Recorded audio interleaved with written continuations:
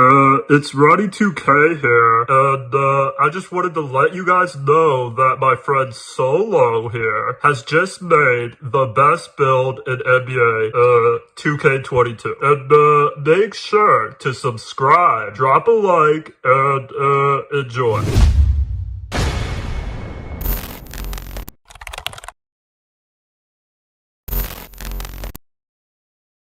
What's up, guys? Soldier back with another video. Now today I have my first ever current gen NBA 2K22 video. After looking at the My Player Builder for a couple hours and also playing a couple games, I'm currently 16-0. I'm undefeated with this build.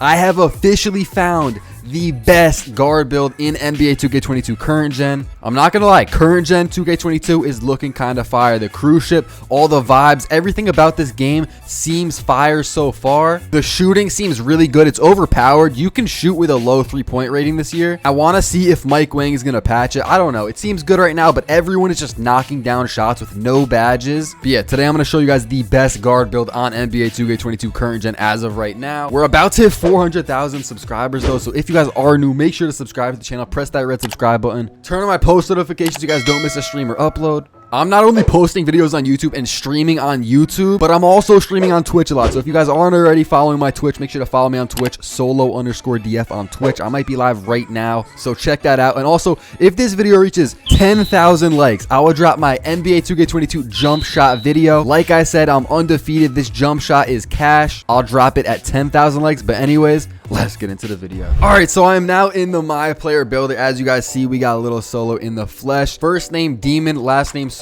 And for our position, I decided to go with point guard. Point guard, shooting guard doesn't really matter this year, so I just went with point guard. And then handedness, I went with righty. I like righty. I mean, it's personal preference. If you are a left-hand shooter and you've done that in the past, then just pick lefty. All right, now for the skill breakdown pie chart. There's a lot of good pie charts to choose from this year. 2K even added a bunch of new pie charts, as you guys will see if you haven't already. And I already know there's going to be some glitchy builds that are made with a very low 3-point rating, like, 63 3-point rating. That's really good at defense. It can finish good. It can dribble good. There's going to be some glitchy builds because you can shoot really good this year with a low 3-point rating. And as you guys see down here, there are some interesting defensive pie charts. We have a defense finishing pie chart right here. We have a majority defense with some shooting pie chart right here. We have, that's just like a pure lock. We have a defense with playmaking pie chart. There's a lot of pie charts to choose from, but to be honest, guys, I am going to be picking the half playmaking, half shooting pie chart. You guys can see on the left side, this pie chart gets very good shooting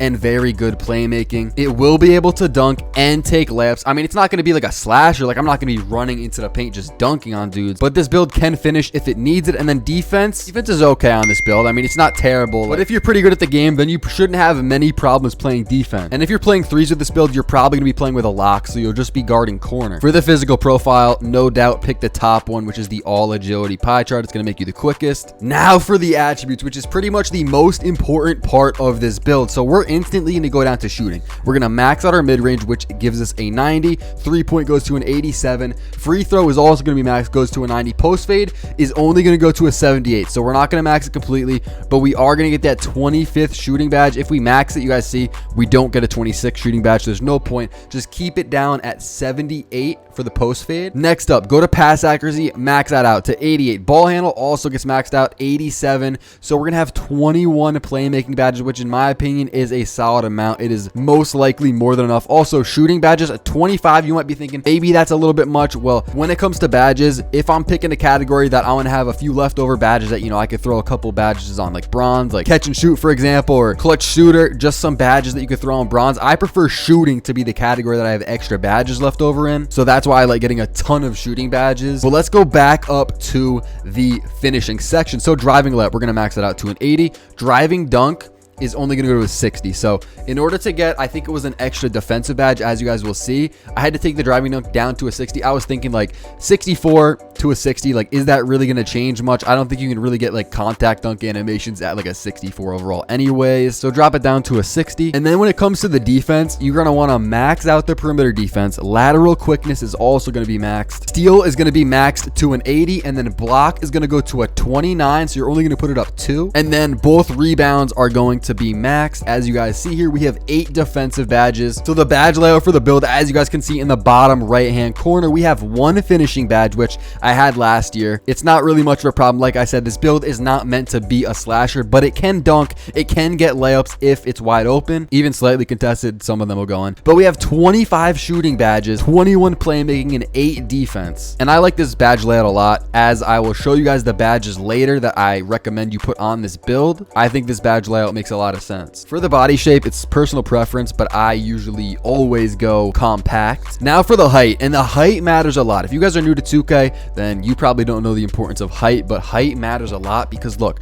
I'm 5'7" right now. Obviously, I'm not gonna make my build 5'7", but I'm 5'7" right now. As I go up, a lot of the stats are gonna change, and a lot of the speed, like the physicals on the right side, are gonna change also. Look at the right side. Look at the physicals as I just changed the height inch by inch. You can go all the way up to a 6'8" point guard. I'm not really sure why you would do that, because it's just a bad build. Like, don't do that. So something I'm looking at is ball handle on the left side. I'm gonna want an 85 ball handle, and if I am 6'5" or up, I cannot get that. So I need to be 6'4" and under. The 85 ball handle will allow us to get all the animations. As of right now, I think you only need an 80, but they might drop animations throughout the year that are 85 and up for ball handle, because Mike Wang did say you need an 85, but when I went to the animation screen, it said you only needed an 80, which was kind of weird. But also, I think to speed boost, you want an 85 ball handle. So 6'4" and under is going to be what we're looking at. The thing is, though, you don't want to go too short, but another thing that I care about a lot is speed. So you guys see the speed on the right side. So at 6'4", we have an 86 speed. So you might think that's pretty good,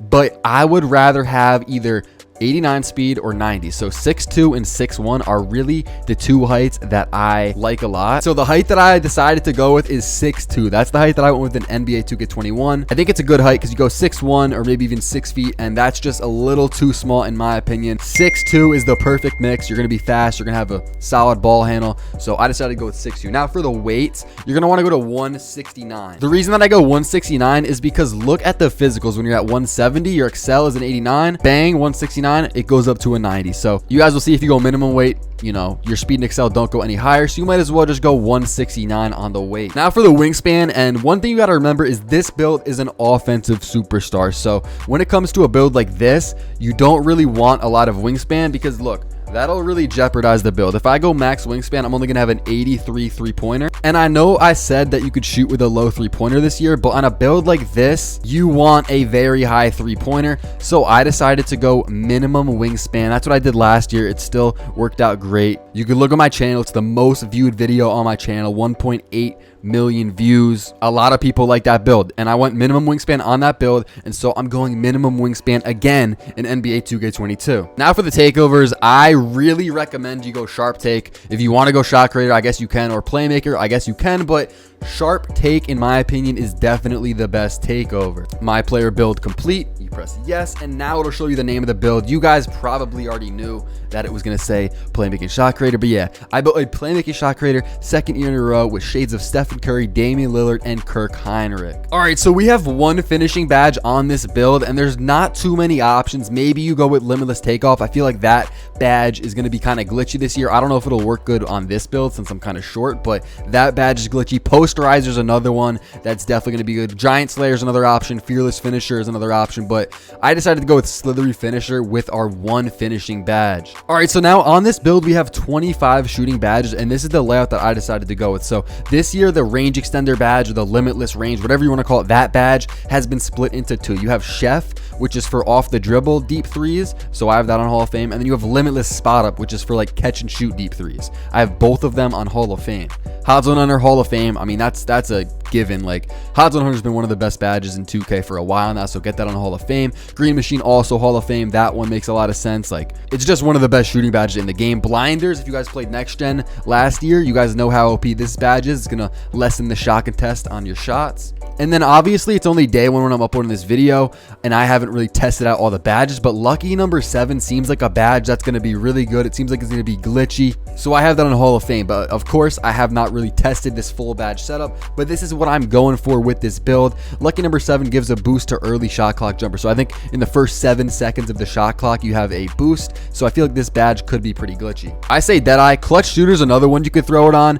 And if lucky number 7 turns out to be bad, then Volume Shooter could go Hall of Fame if you're going to be taking a lot of shots. That is another solid badge. But as of right now, this is the badge layout that I'm using for my shooting badges. All right, so on this build, we have 21 playmaking badges, and the layout that I decided to go with is this. So I have 5 Hall of Fame badges. You guys can see ankle breaker, bullet passer, handles for days, quick first step, and quick chain. And then I have 1 bronze badge, unpluckable. Now, something that I haven't really tested yet is what level unpluckable can you run? If bronze doesn't work and you have it on bronze and you're playing park and you're getting plucked a lot, then you are going to want to up that for sure. But the thing is, there's some new playmaking badges. Quick chain is one of them. Hyper drive, another one, which I don't really know which ones are going to be OP. Quick chain seems OP though. It says improves the ability to quickly chain dribble moves together. So I have that on Hall of Fame as of right now. Also, ankle breaker is another one. Ankle breaker is usually good in 2Ks, but there has been times where ankle breaker has just been like pointless. So if it turns out ankle breaker is just pointless in 22, then take that off completely. You know, if you're getting plucked, you could put unpluckable up to Hall of Fame. Maybe try space creator bronze or tight handles. Like I said, we're gonna have to test out some of these badges as the year goes on. But as of right now, this is the layout that I think I will be using once I get my max playmaking. 8 defense/rebounding badges on this build. The first badge is going to be Clamps Gold. I mean, that's a given. That's the best defensive badge in the game, especially if you're a guard. You want to have Clamps on Gold. Pick Dodger also on Gold so that you can go around screens a little bit better. And then we have 2 badges left over. I put one of them on Interceptor. Interceptor is one of those badges where you only need it on bronze to really activate the animations. You know, if you want to get lane steals, you only need to put it on bronze if you want to get those lane steal animations. So I have it on bronze. And then the final defense/rebounding badge, like, this is no troll. Like, I know a lot of people troll about this badge, like Menace, but I actually think it's going to be solid. It says a player known for harassing their matchup while on defense. So I think you get like rewarded if you're playing good defense on somebody and their attributes actually drop while you're guarding them. So that sounds kind of glitchy. And so these are the 8 badges or 8 badge points, whatever you want to call it, that I'll be using. So yeah, that's the best guard build in NBA 2K22 current gen as of right now. A 6'2" minimum wingspan play shot. Like I showed you guys, I get a ton of shooting badges, playmaking badges, and even some defensive badges. I think this is going to be the best build in the game, especially on the 3s court as a guard. Maybe on the 2s, you know, someone makes some defensive build that's good to you, like a 2-way slashing playmaker. I'm definitely going to have to test that out. You know, some of those defensive builds are kind of like interesting. I definitely want to hop back in the builder and look at those. This is definitely the best playmaking shot creator build on YouTube. Like I said, 10,000 likes on this video and I will drop my NBA 2K22 current gen jump shot video. First day in the park, or at least first morning in the park, I'm 16-0 and my 3-point percentage is over 90%. So like, I literally don't miss. This jump shot is cash and I hope to drop that video tomorrow if you guys can get to 10,000 likes. But yeah, I hope this video helped you out. If it did, make sure to drop a like, subscribe if you're new, and I'll see you guys in the next video. Got no time for lies, no kisses, yeah. New gas, new pack, we lit as fuck. I don't care, we hit them up. Our business, we stay suited up. Money, we gon' run it up. Every day I'm swagging with it. Bad bitch, she gagging with it. She want me, she be grabbing with it. Her feet be dragging with it.